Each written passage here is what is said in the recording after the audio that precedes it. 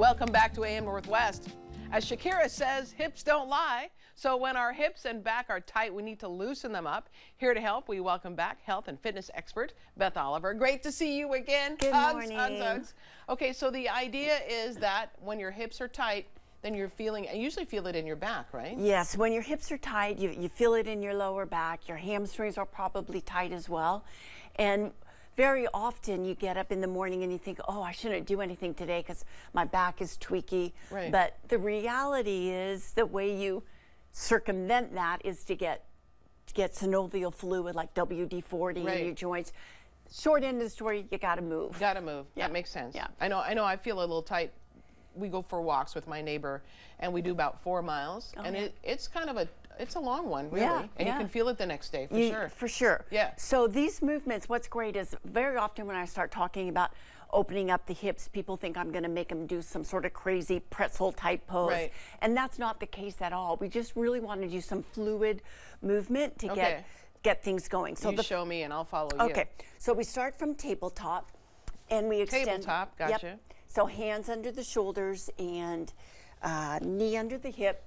And then this back foot could be flat on the floor or you could turn the toes under, whatever feels comfortable. And then it's very simple. We inhale, lift the chin up so our back even arches a little bit. And then as we exhale, we pull our hips back to the heel. And then we do that. That feels good. Doesn't it feel good? Mm-hmm. And you do it several times, you know, maybe even 10 times in a row. So we inhale and then we exhale. And so we'll be feeling a nice stretch on the inner edge of the leg. Yeah. And we're open. I feel that. So we're open. And I also see that we need to sweep our floor, I can tell you that. Okay. That's one of the dangers of this kind of movement. So we do that. We'll do one more. And then what we want to do is add some movement of the spine into the movement of the hips. So now we're going to just layer something onto it. So we'll inhale and lift up. So this is a nice rotation for the spine. Good. And then as you exhale, you take the hand under, but at the same time, you still pull your hips back toward your heels. Okay. Yeah, beautiful. Yeah. Feels great, doesn't it? Yeah, it does, actually. So we inhale and rotate, and we exhale and rotate under.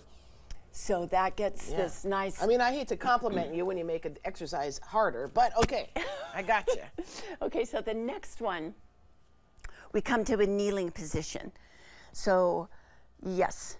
And then first thing we're going to do is just get the sense of shifting the hips back and forth.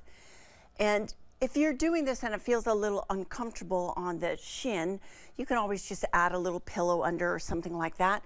But the other side of it is it's actually good for your bones to be in contact with the floor because your bones are living part of your body, and even moving on the bones stimulates them, which is good. Okay. And then again, we're going to layer something on.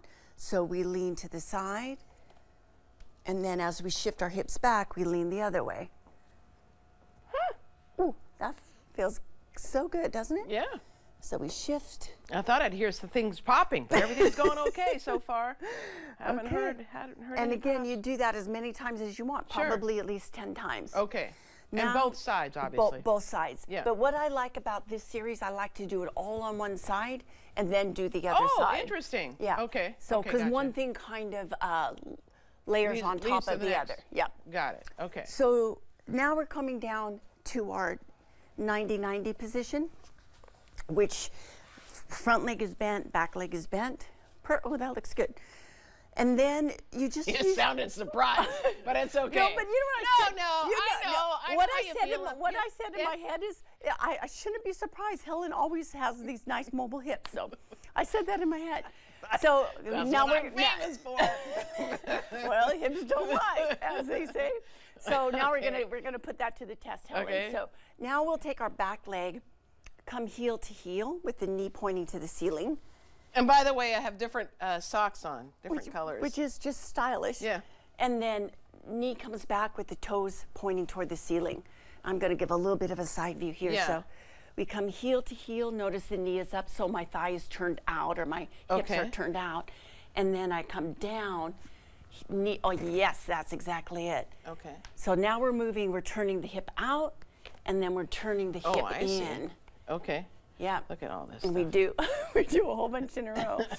Hopefully you can't see the dog hair on my chest, which is what I'm really concerned about right now. Did you have hip replacement not that long ago? Well, I had one, but it's been a while, probably 8 years or so. Oh, well, you're doing great. Yeah. Yeah. I've had good luck.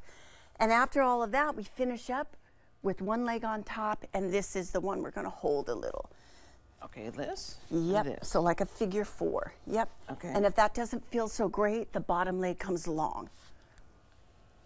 Yeah. Okay. Wow. Yep. And that should help really open up all those tight areas. Is this something you do in the morning when you get up when you're feeling a little tight? I do. It's a great thing to do just on its own when you feel tight. Yeah. It's also a great little warm up before, like it'd be great before walking. Yeah, before walking I should do or that. any, pickleball or whatever. Yeah. You like pickleball too, huh? I do like I pickleball. do too, yeah. Those are all great tips, Beth. You are so welcome. Thank you. All right, we'll be right back with more AM Northwest. Don't go away.